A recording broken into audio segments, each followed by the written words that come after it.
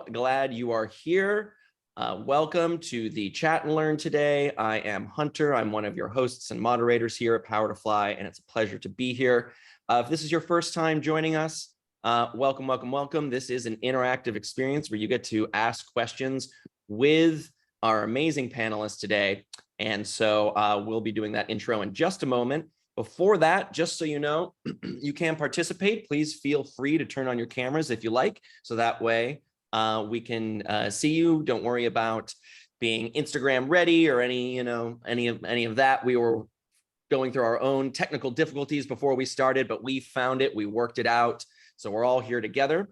We are recording this, so we will send out the rewatch link in just a few days, so you can find it on our YouTube channel, which you can see is at Power to Fly Chat and Learns. And another way you can participate is you can write in the chat. If you have any questions or comments, feel free to drop them in the chat as we are going along, because this is a Q&A session. That's really the focus of this next 45, 50 minutes. If you have anything that you'd like to ask anonymously, you can DM me or Erica if you like. She is labeled as Power to Fly Chat and Learn. You can DM either of us. Just go over to the chat section, select my name, Hunter C, or the Power to Fly Chat and Learn channel there. You can message us, and then we can ask your question anonymously live here. And if you would like to ask a question in the public forum, we would love that. Please be mindful that this is a shared safe space, so please be considerate of yourselves and others as we enjoy this next hour. And you can follow Power to Fly at all the things, at Power to Fly, hashtag Power to Fly. If you're, as I've been recently dubbed, a geriatric millennial, you'll know that the @ is pound, the hashtag in my days, but there's this thing called a telephone that, okay, I won't get into it. Anyway, so without further ado, I'm so happy to have Dr. Mary Hemphill here today. We're gonna jump into this chat. So Dr. Mary is a leadership expert and coach, K-12 educator and administrator, author, and motivational speaker. What did you do this morning, friends? Come on, hello. She holds a PhD in leadership studies from NC A&T State University and currently teaches as an adjunct professor at the University of North Carolina at Chapel Hill. She's also the CEO and founder of the Limitless Lady LLC, a company that helps individuals ignite the leader in themselves so they can better serve their community, company, and personal career. Sign me up for that, friends. Everyone should sign up for that. Mary has led, coached, and impacted close to 40,000 individuals around the world on transformational and innovative strategy, self-empowerment, and leadership through her Limitless Leader program, coaching, and consulting. Amazing. So if you have questions, these are the main topics that we're going to be focusing on today.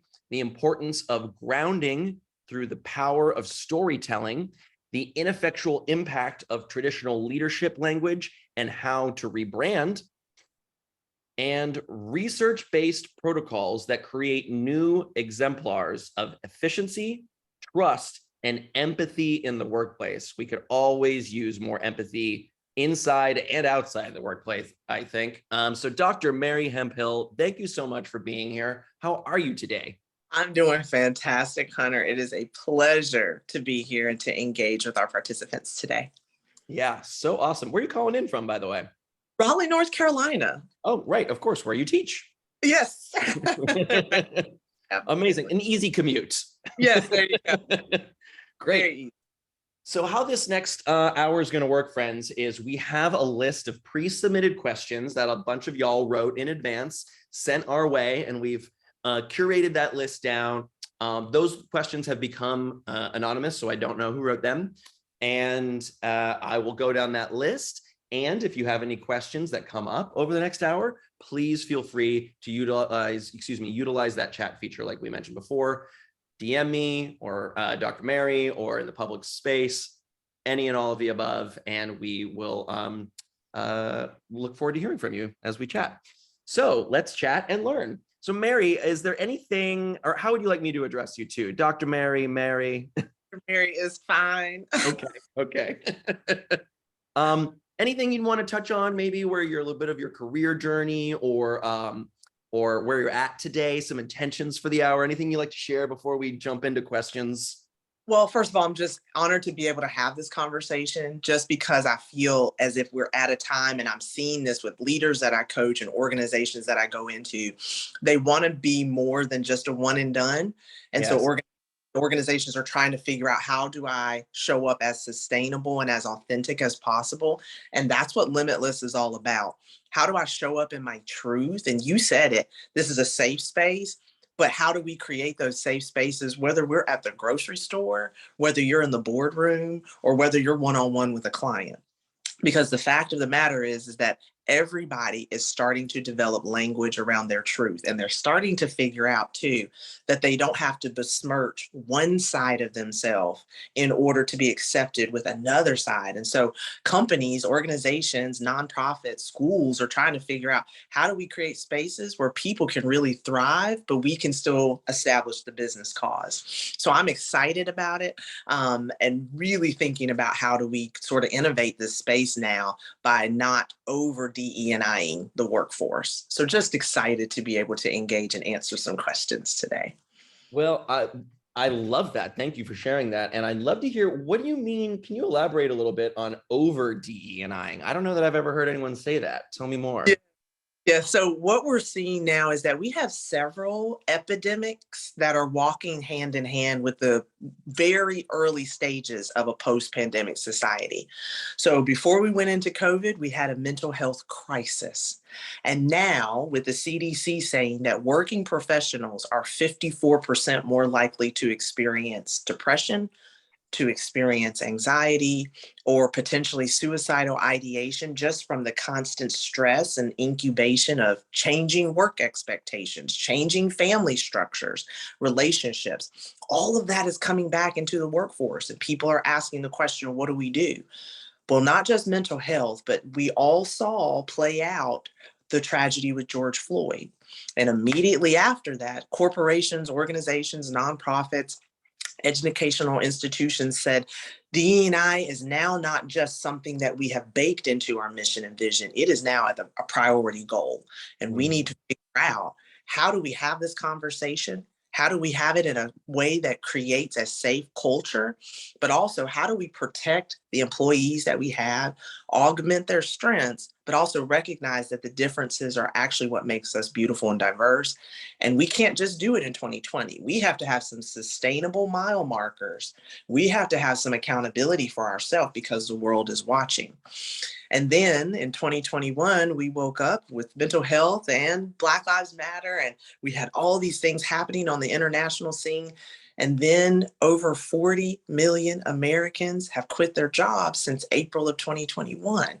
So now organizations are also thinking about recruitment and retention. So this is a much larger conversation where it transcends race, it transcends gender, sexual orientation, background, culture, creed. And people are now saying, I want a workplace experience that values me. I want a workplace experience that respects my truth. And I want a workplace experience where I'm accepted, but also where I can learn some different things about people that I normally haven't had the opportunity to engage in. So this is a huge, huge wave that's coming through the workplace environment, schools, and even entrepreneurs as they're building companies. They're like, how do I build the most inclusive, equitable, and fair company that I possibly can, so that people want to come work for me?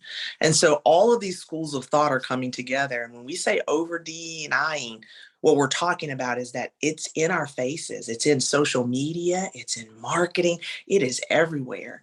And so it's almost that proverbial eye roll when you hear your boss say, DE&I training next Monday, 2:00.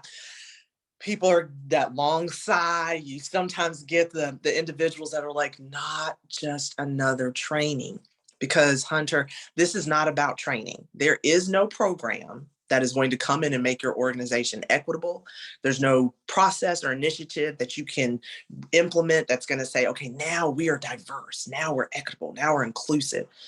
So people are starting to figure out that this has to transcend training. This has to be an experience. It has to be a lifestyle. And we have to find ways where people are not just hit in the face at every turn, every staff meeting with more DE&I, and make it become something that's a part of our culture. And it's just the way we treat people as good human beings. Yes. Live your dream, as it says right behind you. Okay, so you're going to help teach us how to do this today. And I think there's so much in there. It's so beautiful. Thank you. And so spot on about, we don't want to just be checking boxes, right? And this isn't just something that can happen overnight. It isn't something that's ever finished, honestly. And we have some great questions that are right on target here. So first out of the gate, someone said and asked, DE&I has come to the forefront of my company's attention, and they say that adopting a diverse and inclusive culture is part of the roadmap for the long term. What tips would you give that could help to implement DE&I with efficiency? So I love to hear, because this great question is about like, okay, this company is like taking it seriously now. And on the heels of what we were just saying, we don't want to just like play a tape or do a 45-minute class or whatever, how can they implement this with efficiency that means, it's successful to become part of the culture, like you were saying? Absolutely. I say the first way to start, or the first place to start, you have to establish common leadership language. So start with the example that you gave at the beginning. You said this is a safe space. Well, I always encourage leaders, and along with their HR departments and key stakeholders throughout the organization, define safe. Bring people to the table that are going to help you when it comes to those big ideas of what does inclusivity look like in this organization? Not only what does it look like, what does it sound like, and what does it feel like for every level of the organization? So for instance, I heard a beautiful definition of inclusion the other day, and the individual said inclusion is where everyone is expected, reflected, and respected. And I'm working with a company right now that is taking that definition, and they're saying, this is what inclusion looks like at the C-suite level. This is what inclusion looks like at mid-level managers level. This is what it looks like for those employees who've just been onboarded. And then let's take it a step further. This is what inclusion looks like for our clients, for our administrative professionals, even for our custodial staff, because this organization said, when we say all means all. So I'm starting with inclusion, but you can even define psychological safety. What does it mean to be psychologically safe in a staff meeting? What does it mean to be psychologically safe in a strategy meeting with a client? And what does it look like to be safe, even if you're hybrid and you're not here in our office? All of these things matter. And then as you start to decide what that common language is, consider communication loops.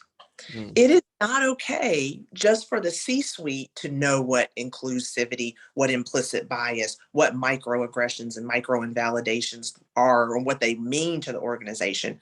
You have to make sure that mid-level manager who's overseeing a team of 5 or maybe 50, that they understand. But also from the recruitment, from the hiring, the interviewing, the onboarding, do those individuals know that you have clearly defined and that this is what it looks like too? Because again, I talked about the Great Resignation. People are not signing up to be a part of organizations who don't have well-defined and well-implemented initiatives. The other big thing that I always say too is that, and this is one of my mottos that really guides how I lead, if you are not at the table, you are on the menu. So organizations and leaders have to say, whose voice has not been represented historically in our department, in our team, in our company? We need to invite those voices to the table, because we do have employees who historically not been represented in DE&I, not in any initiatives, the decisions, nothing. You have to make sure that they have a seat at the table. And then the last piece, and I think this is where a lot of companies miss it or a lot of leaders miss it, inspect what you expect. Mm, Expect change in how you address certain groups. If you expect that individuals will have a singular protocol for addressing or reporting microaggressions, or if you experience bias, or if you want to introduce allyship, inspect what you expect. Bi-weekly, monthly, quarterly, who is responsible for coming back to that initiative and saying, we moved the marker, but we didn't move it in the right direction, or we moved the marker, we're doing great, but based on our baseline, we could go further if we do this. And then as you inspect what you expect, are you giving the same amount of attention and energy and resources to your hybrid employees as you are to the ones in the office? Because mm. the workforce now is split. So I think those four things, establishing some common language, consider every level of leader in the organization, consider your communication loop, and then inspect what you expect. What are your accountability measures and what are your accountability protocols after you implement? Wow, there's so much good stuff in there. That is powerful, powerful. I was taking notes. I love that definition of inclusion. Did I get this right? Inclusion is where everyone is expected, reflected, and respected. Love that. So good. Inspect what you expect is so solid.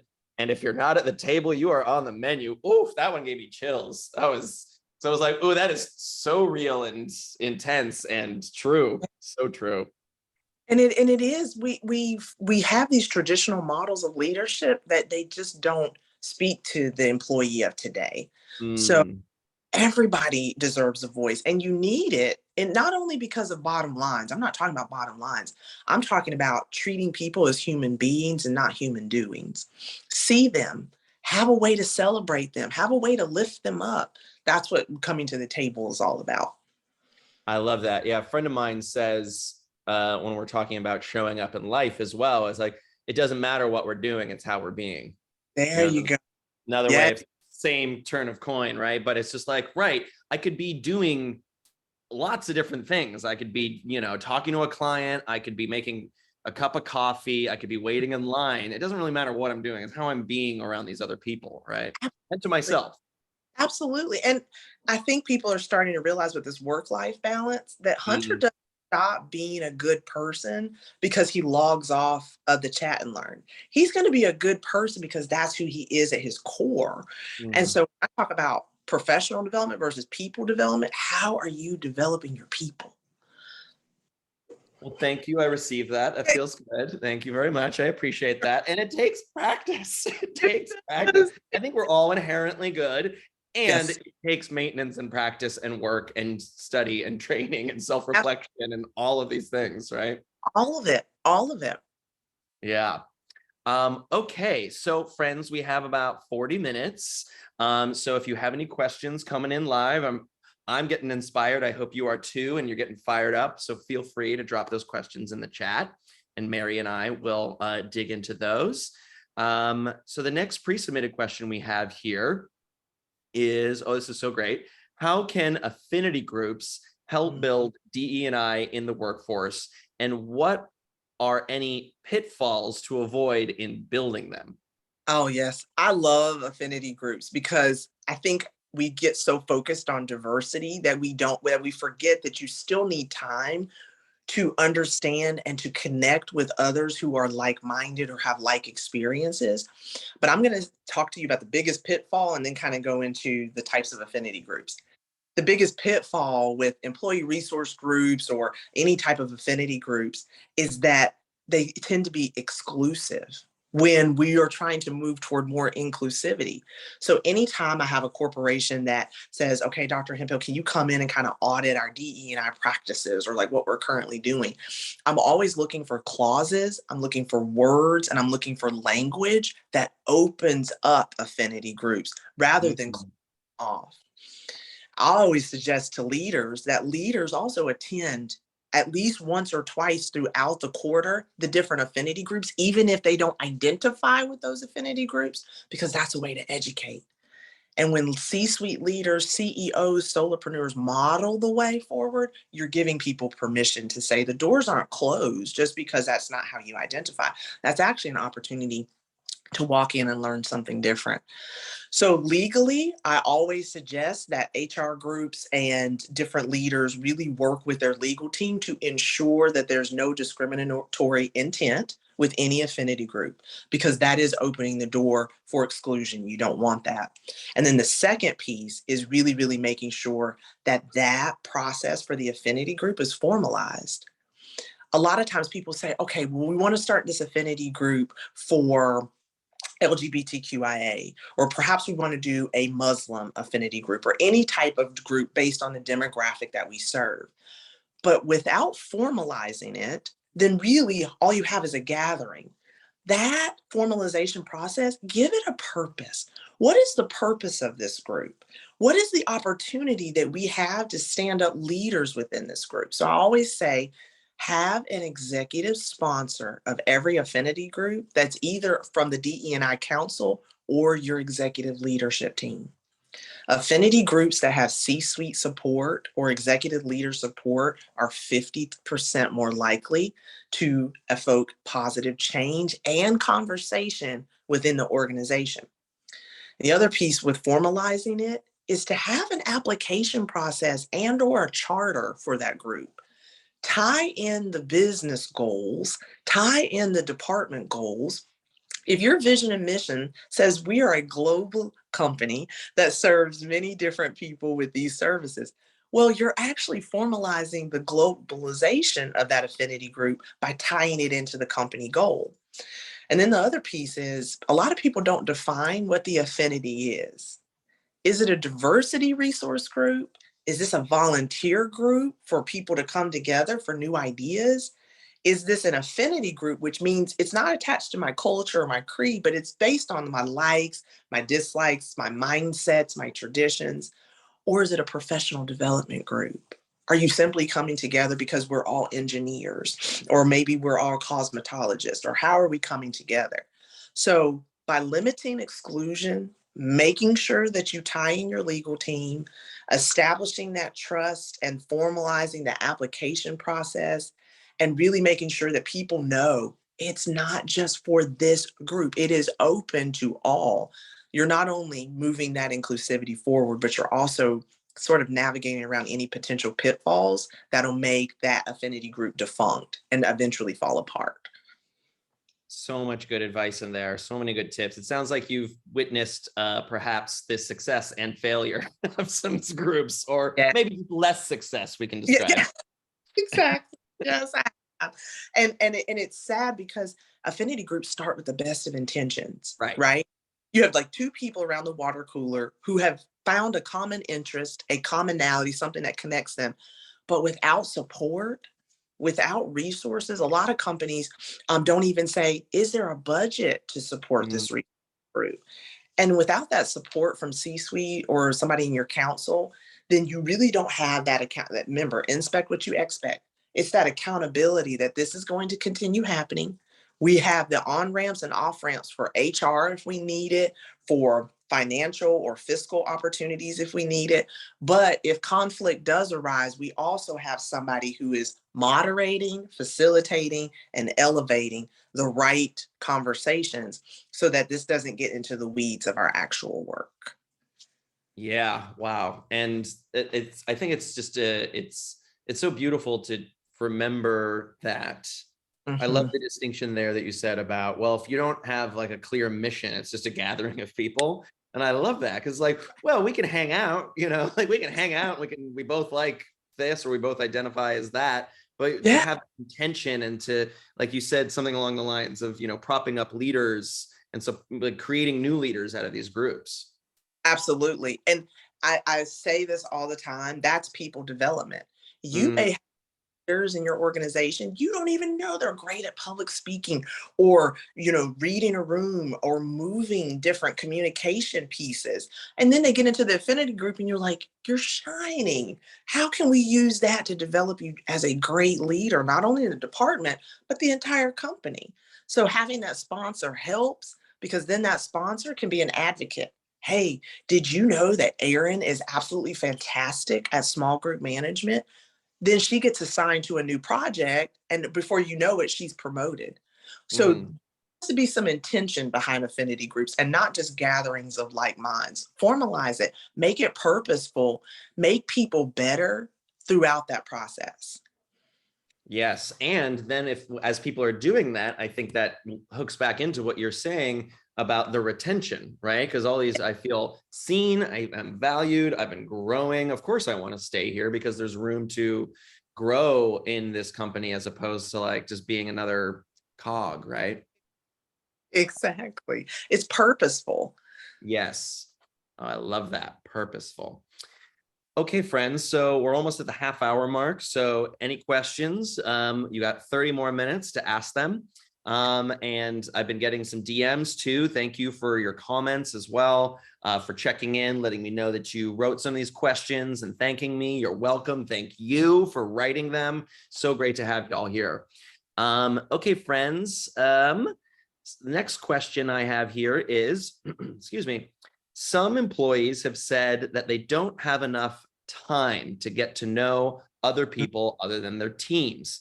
How can we help these people to be inclusive and communicate with others inside the company?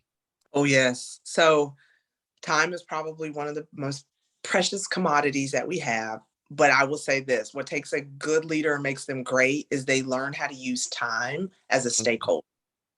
So when people say, I don't have time to get to know other people, what they're really saying is, I'm not prioritizing getting to know other people or connecting other people. And rightfully so, sometimes people have jobs that have so many responsibilities. Oftentimes, people are not really adept at really saying, this is what I have to accomplish this work week. And so maybe chunking or scheduling is really hard for them. So this is up to the leader or the leaders in the organization to find opportunities where it naturally would occur, but now people are increasing their awareness. Like, what do I mean by that?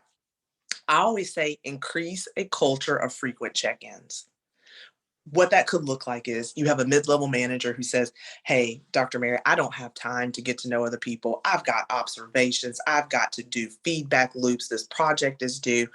So one of the things I'll coach that leader on is doing frequent one-on-one check-ins with the team that they oversee.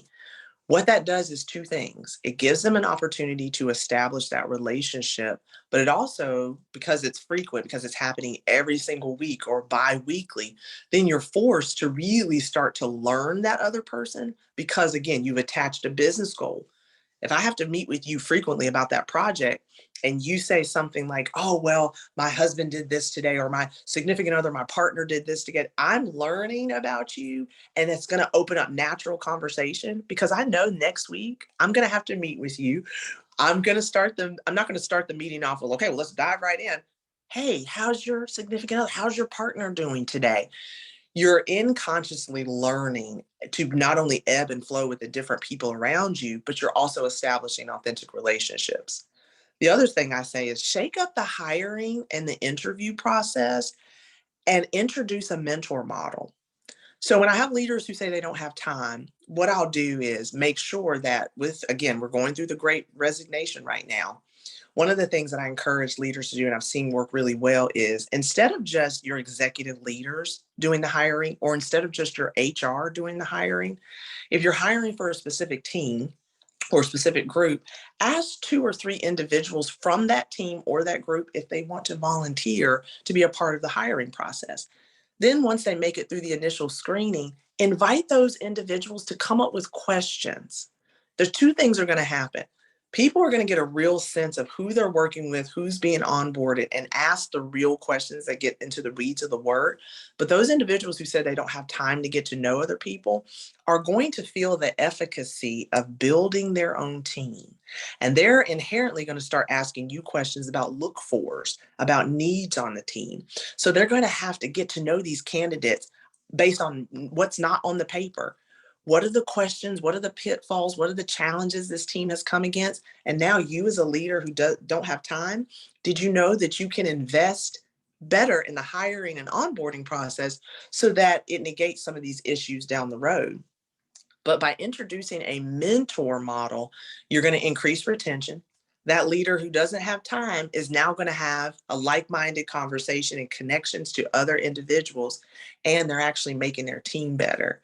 And there is a great book that I love, love, love. It is called Belonging at Work by Rhodes Perry.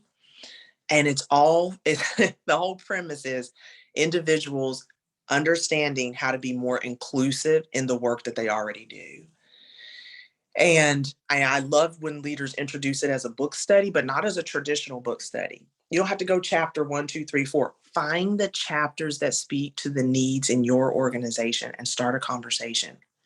And don't have it round robin, like where Hunter reads chapter 1 and then I read chapter 2 and then Karen reads chapter 3. Let people speak from experience, because grounding and storytelling is how we move people in DE&I. It is not by saying, did you know there's 23 dimensions of unconscious bias? People don't want to hear that.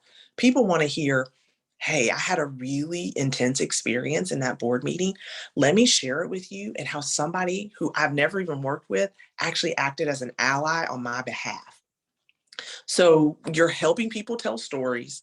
You're helping them kind of take this piece of literature and just focus on what it is that they need, and then just talk about it. And don't have to do it at work. Go to a Starbucks, go to a Panera Bread, change the backdrop. People's tensions are going to go down because they're not at work. And those people who you've seen have said, I don't have time to do that, they actually get engaged because you didn't put so many mandates on what it is that they're learning. That's really smart. And I love hearing about, switching up the scene, because it also, if you offer up some extra time potentially too for employees to do this, then there suddenly is time, and then they might be able to start to realize that, oh, there might be other places that there is time. Exactly. I'm gonna have to check out that book, Belonging at Work by Rhodes Perry. It's a great, great book. I will. It's in my notes. Added to my notes, and it makes me think of, as Oprah likes to say, the greatest gift we can give ourselves is time. There you go. There you go. I love that quote. Okay, friends. So if you have any questions, feel free to drop them in the chat. And we are going to keep going down our list here. We have so many great questions. Probably a lot of y'all that are here on the call wrote these questions. So thank you. If you have other ones coming up, feel free. Okay. So next one up we have here is what mistakes have you seen in leadership language that have caused a negative impact, and what are ways to rebrand? Yes. So I tell this story often. I was asked to consult with a leader in an organization, and this particular company was an international company with employees on 5 continents. This was immediately after the tragedy with George Floyd, and the CEO wanted to address the entire staff of about 5,000 individuals. And so the individual sent me the notes, and I started reading. The first sentence in her address was, I don't see color. Immediately, when I start to think about what was happening on the world scene and the conversation that was happening around DE&I, our first meeting, I talked with her about how that particular statement, I don't see color, it negates the continuum of experiences represented by not only people of color, but the perspectives of other employees who have had positive engagements with people of color. Also, that statement, it sort of renders the landscape of DE&I. When you say I don't see color, it renders it lifeless. It renders it bland, colorless. It has no definition. So the analogy that I used with her was, when I say I don't see color, think of a black and white TV with the static. You remember the rabbit ears? Now I'm telling my age. The rabbit ears, and you have to try to find a signal and you can't quite find it. But saying I see the world in technicolor, it adds a whole new dimension to the conversation when you're addressing or responding as a corporation to the vision and mission to be inclusive, to be equitable, to be fair, and to ensure that people are seen. Saying I see the world in Technicolor, it doesn't negate anybody's experiences, either based on the color of their skin or maybe sometimes backgrounds and those things that we cannot see and those attributes that make them who they are. So I always encourage leaders to remove the phrase, I don't see color. But then also there's the idea, and this is an age-old statement that we've said in DE&I for decades, is that diversity is being invited to the party and inclusion is being asked to dance. Mm. And this term originated like in the 80s. But Mm. here's my question. If diversity is being invited to the party, who is doing the inviting? Because Hunter, if I don't know you from a can of beans, if I'm not connected to you, I can't extend an invitation to a person that I'm not connected with. Right. And then what you're telling me is that in this organization, the only way that I can be inclusive and dance is if I'm at the party. But if I'm outside the organization staring into the window and never got an invite, my perspective, my skill set, my voice, anything that I can add to this organization to make it better, it's rendered defunct. So I offer to change that phrase. And there's a fantastic DE&I researcher in about 2019, 2020, who offered changing that phrase into diversity is going to the party and inclusion is being a member of the party planning committee. Mm. Because if everybody in this organization can come to the party, but there have been key individuals who've been part of the party planning committee, that means that the music I like is going to be played. The foods that I have an affinity for are going to be served. The decorations are going to speak to me. But you translate that into signage, communication, collaboration, use of pronouns, making sure it's wheelchair accessible, understanding that people will identify differently and allow them to be able to share. That's being a part of the party planning committee. So I always say for leaders, take a really good hard look, not only at our own biases and anything that may be interfering with the work, but utilizing that leadership language and being very granular and specific. What do you mean when you say we're an inclusive work environment? What do you mean when you say that we're going to try to eradicate bias when it comes to females in engineering, or maybe, different cultures and different backgrounds and creeds being represented? And then last but not least, when we say training, workshop, seminar, people shut down because I can't think of one individual in the workforce right now that has not been just training down. You've gone to training for this, certifications for that. I have to go to this conference. Shift the language to say we're going to have a diversity, equity, and inclusion experience. Or we're going to have a speaker come in who serves as a catalyst. Because the best thing we can do for DE&I is not tell Hunter what to say, not tell Hunter that here's your privilege, not tell Hunter this is how you should address people.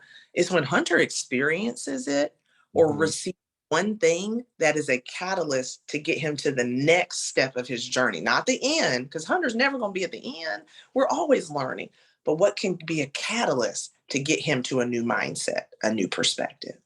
So those are just some examples of leadership language that we can shift to just be more inclusive and equitable. Oh, I love that. I love that. I love the offering up of, refreshing this old phrase because it was dusty, a couple of them there. and really, because it's the mindfulness that you're speaking of that I'm really resonating with. If you're part of if inclusion is being part of the party planning committee, right? It means like every facet of it is looked at from all these different angles, because we were talking about there's biases and there's unconscious biases, and there's just you don't know what you don't know until you know it, right? So we need the diversity in the room and in the party planning committee to help us know what we don't know so that we know to know it. Exactly. And the thing is, that's another place where retention comes in, because you may have somebody who's just never had an opportunity to share, and by sharing, they're going to actually speak to the experiences of those who never had the opportunity. So you're actually increasing employee engagement by leaps and bounds by opening up that conversation. Yes, absolutely. I just got to give a shout out. I hope I don't embarrass you, but when you said, if I don't know you from a can of beans, that filled my heart with so much joy. I'm like, that is Southern charm that I am keeping with me for the rest of the day. Oh, welcome. That is such an endearing phrase. If I don't know you from a can of beans, Beans. I love it. I love it. Okay, friends. So we have about 20 minutes left, a little less. So keep those questions coming. Next up, oh, this is great. And we touched on a little bit of this. What is the difference between professional development and people development? Yes. So professional development, and the best analogy I can give are those things that are truly career and continued education when it comes to prolonging what it is that you do. It's the difference between a human being and human doing. Professional development or any of those certifications, any of those trainings, any of those core things that are going to make you more educated, more enlightened, and better adept at simply doing your job. Professional development often happens in a silo. What do I mean by that? If I'm a nurse, I am not going to go to professional development on aerospace dynamics. And if I'm in aerospace dynamics, I'm not going to attend professional development on cybersecurity. But people development is oftentimes referred to as employee development, and that is developing your people so that they are critical assets to any organization. So this is not just me sending you to professional development so that you can be a great security analyst. That people development or employee development is me sending you to training on how to be an empathetic listener, how to establish not self-care, but self-regulation in conflict. Because problems are not discriminatory. Nurses have problems, engineers have problems, social workers have problems. If I can be a great problem solver for you in your organization here, I'm probably going to be a great problem solver in this personal issue. I'm going to be a better problem solver and better listener when I'm out in the community. And that overall is going to make humankind better. And so a lot of the areas where you'll see professional development are skill based, and they also have to be renewed. So sometimes there's an expiration date. A lot of teachers have to go to professional development every 2 to 5 to 10 years to keep their certification up. But you're not going to, there's no expiration date on employee development or people development when it comes to emotional intelligence, when it comes to motivation, when it comes to social skills. And a lot of times when we talk about social skills, what we're talking about is what we once called soft skills: eye contact, teamwork, grit, perseverance. Now we're saying, okay, this is needed more than ever in the workplace. You have to know how to work with groups of people. You have to have an empathetic lens into the fact that your reality is not the only reality. And so, how do you make space in a way that says people can be safe, people can speak about issues that matter to them, and that they're not going to be ostracized or treated differently after they share their truth? And a lot of times, you'll see people development or employee development when it comes to authenticity and transparency, which again, there's no expiration date on how you can show up as your best self.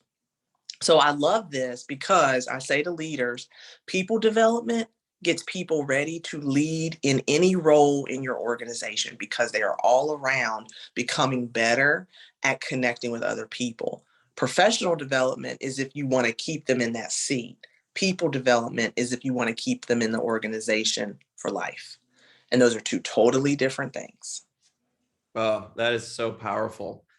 I love that. And I love the self-discovery doesn't have any expiration on it. That's so wonderful. Right, exactly. And the fact of the matter is at the time we're living in history, I can't think of any organization that does it, couldn't stand a tune-up, or if you're already doing it great, just more robust employee development. And those companies that do it well, they see such a decrease when it comes to conflict resolution that oftentimes sometimes can end up in HR. But also, the best marketing for any organization is internal. So then they know, when employees know, hey, this is not only a great place to work, salary, PTO, hybrid, work from home, but I get treated. I'm seen, I am lifted up as a human, and I'm treated with expectancy and grace and flexibility, but I also have the opportunity to elevate things that matter to me. And my boss doesn't treat me differently the next day. My coworkers are not giving me the side eye at the next meeting. That's the kind of marketing that people are attracted to now, because the world scene is playing out and people are realizing they don't have to choose. It doesn't have to be either or anymore. There's a company out there that will respect you, that will make sure you're safe, that will make sure your voice is heard. Yeah. Oh man. And the also what you mentioned earlier about, some things end up in HR around conflict, and what you said earlier, which really jumped out for me, was as opposed to self-care, self-regulation during conflict. That is so important.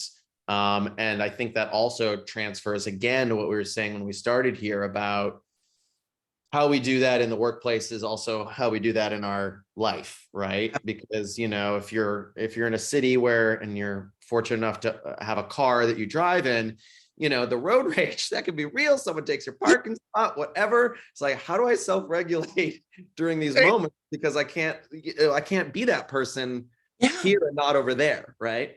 There you go. It's consistency. And I did a workshop a couple years ago, and I was talking about self-care and self-regulation, self-awareness. And I was saying, it's the manicures, it's going to the barber shop, it's just feeding, and somebody said, well, Dr. Hemphill, self-care is just so that we don't look raggedy while we're walking around in the world.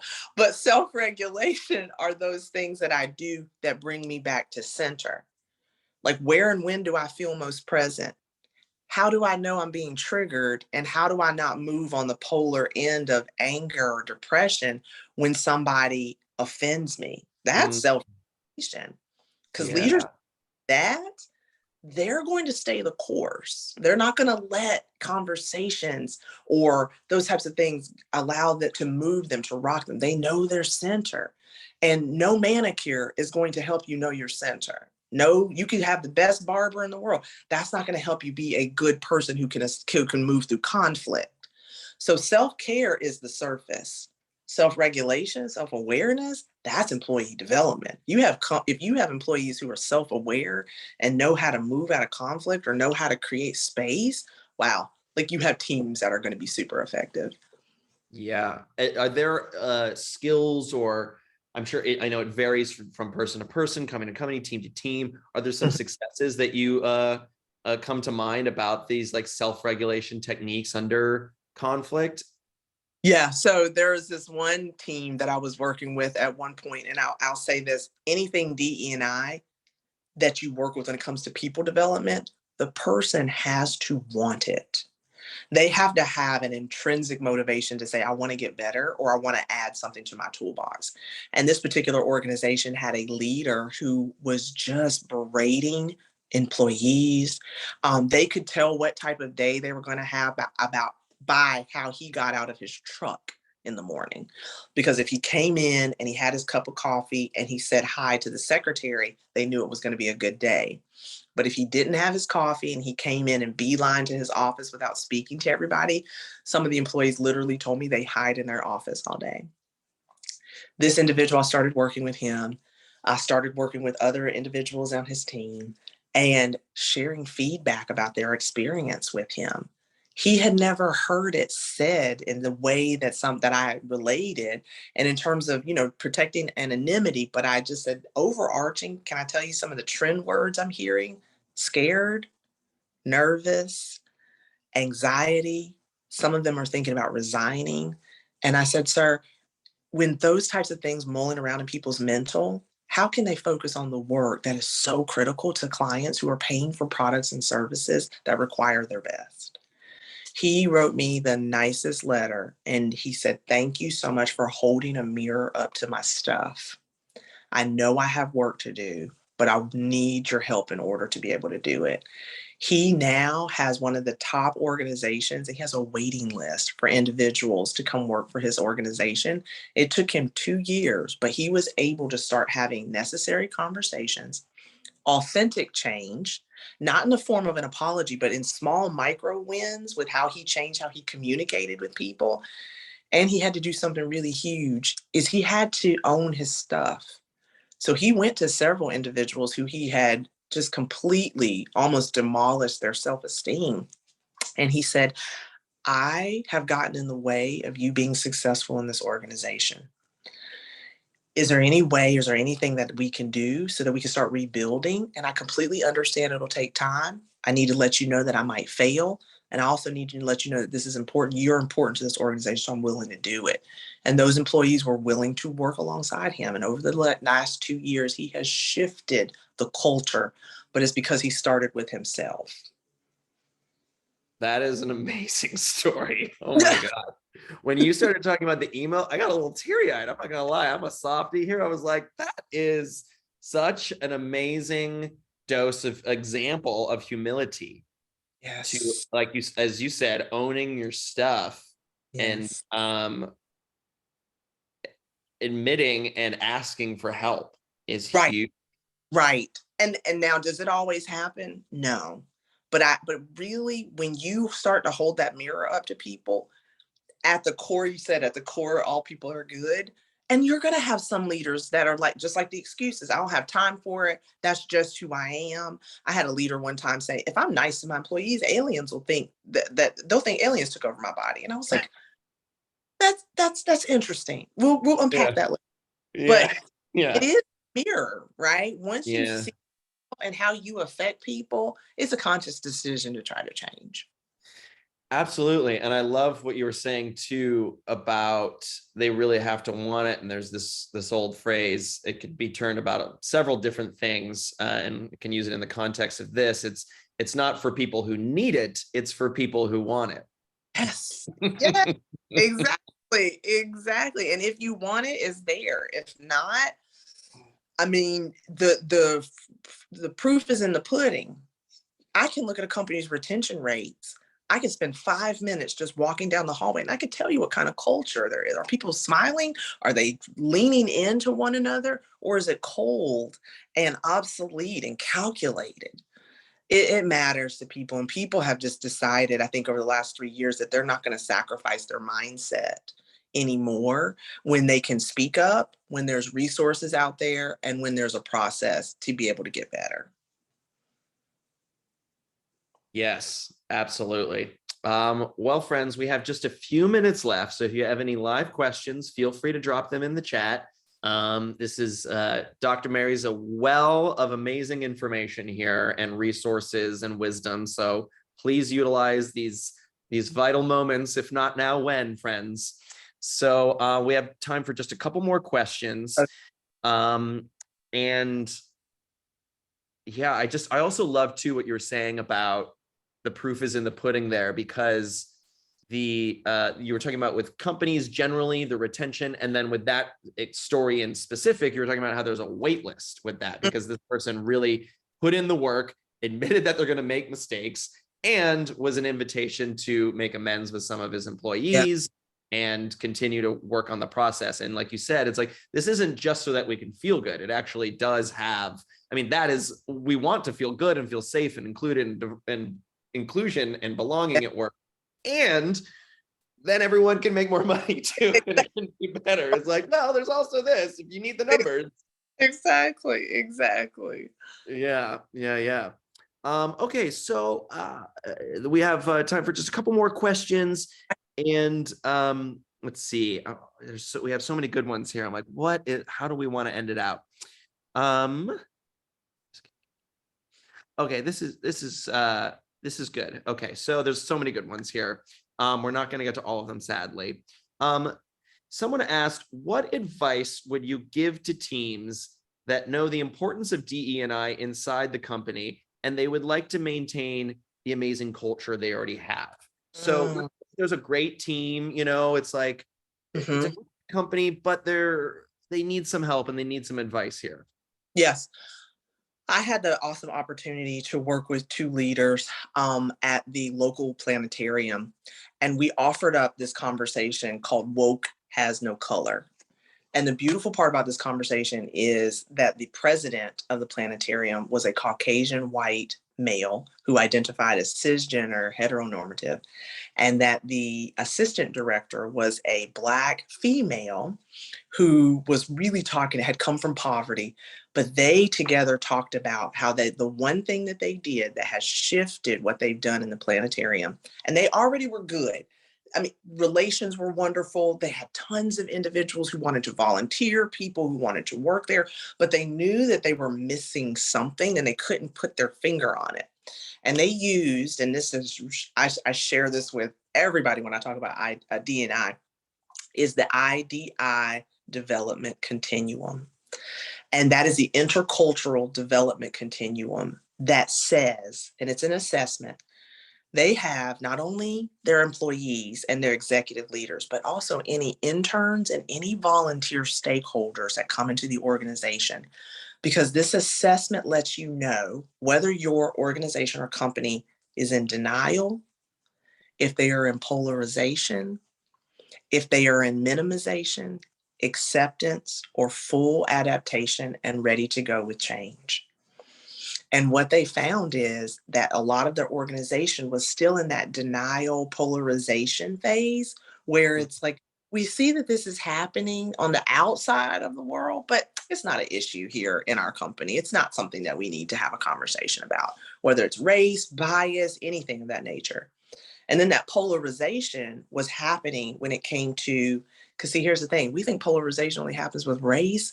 It was happening engineer to intern, engineer to office staff up to executive leader. There's so many relationships within an organization. You can't just define them and put them in one umbrella. But from that continuum, they were able to move their organization from denial and polarization all the way up to acceptance and adaptation within 4 years, because they stuck with the process. They consistently used the same language throughout the organization. And they were able to pinpoint, based on the planetarium's work, what denial looks like as an intern, what polarization looks like as an intern, what acceptance looks like as an intern. And they bake that into their training, onboarding, and hiring. It has changed the conversation. They now have one of the most diverse planetarium staffs and volunteer organizations in the country. And they're taking their message on the road to talk about how two leaders from two very different backgrounds, they were forced to really say, what can we do that's more deep and more meaningful than anything we've ever done? And it's going to start with the mindsets of everybody who's connected to this work. Wow. What planetarium is this? The Moorhead Planetarium at Chapel Hill. In Chapel Hill. Yeah. Wow. Wow, I love that. It really does tie together everything we've been talking about, and it's so incredible. Unfortunately, we are out of time, Dr. Mary Hemphill. This has been so good. How can folks stay connected with you? Are you on LinkedIn? What's your website that we can check out? Any other resources that you'd like to share?